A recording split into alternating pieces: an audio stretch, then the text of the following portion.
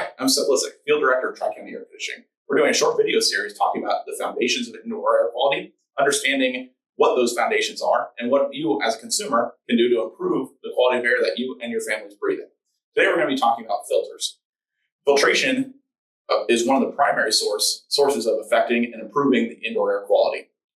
When we talk about those filters, though, they're very dense filters that remove very fine particles that we can't see, that's measured in microns. You need a very specific filter to start removing those particles to improve your indoor air quality. One of the most asked questions is, what filter should I be using in my home? And that's very situational, depending on what that person's trying to accomplish inside of the house. The primary role of a filter, when air conditioning was first invented, was to keep the evaporator coil clean of large debris, so that way it wouldn't break down or affect the performance of the air conditioning system.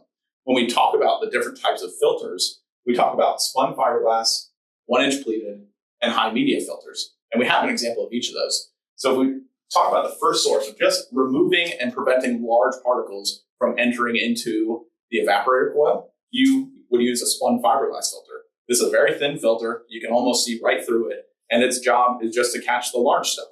This is your cheapest filter, needs to be changed the most often, and isn't really going to help improve the indoor air quality when we talk about those fine particles. It's not going to have the ability to do that, but it's going to be able to catch the large particles and keep the evaporator coil clean. The next filter is 1-inch pleated filters. This is one of your most basic filters, probably the most commonly recognized filter. You see them at any grocery store or Home Depot or Lowe's, and probably the most common filter that's out on the market. Any filter is rated in what's called MERV. A MERV rating is just a designation on how dense that filter is and how good it is at removing fine particles. This would be a MERV 5 filter, pleated filter, and then we also have a MERV 11 filter. You can see that this filter is much more dense, has much more pleats in it, and this filter also has charcoal to help remove odors. Both of these 1-inch pleated filters are good at removing particles, but because there's only a finite amount of surface area over the 1-inch width, it can be restricted to your HVAC system. And that's important to think about because that blower motor needs to move air through the filter to then bring the air back into the house. The more dense of a filter, the higher the restriction of the airflow, and you can quickly become too restrictive for what that blower is rated for and have reliability issues with the blower or performance issues as far as not being able to condition the house properly. And then finally, we talk about high media filters.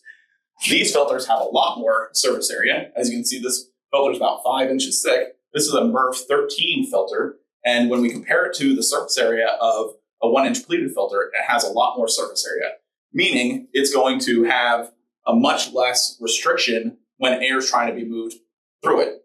So for customers who are trying to remove the particles, the fine particles inside of their house, we would recommend a high media filter. And there's MERV rating as far as MERV 13 and MERV 16 that are going to be your most common filters that are really going to affect and remove those fine particles at an efficient rate. Anything less than that, you're not getting the really fine particles, the ones that are down to 0.3 microns. And that's important to improve indoor air quality because at the 0.3 micron level, those are the particles when we breathe are being absorbed by our lungs and transferring into our bloodstream and affecting our health. To remove those particles, we need to move air through a filter. That can be challenging at times, especially in the winter months when the air conditioning doesn't need to run because of it's not as hot outside, and so the air conditioner doesn't have to cool or condition the house. To maintain good filtration, we need that air to move through that filter quite often. One of the best ways of measuring indoor air quality and air through the filter is we call it air changes per hour. So how much of the volume of your house, the air inside your house, is moving through that filter each time. Our target number is 4, and that can be hard to accomplish for a very high level of indoor air quality.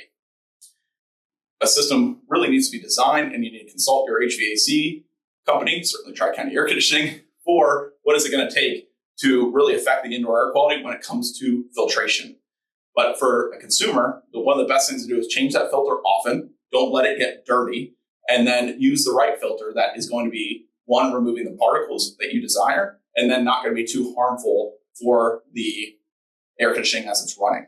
If you have any more questions about what filter is right for you or what you can do to filter better and improve the indoor air quality of your home, please visit our website, tricountair.com, or give us a call, 941-485-2222. Thank you.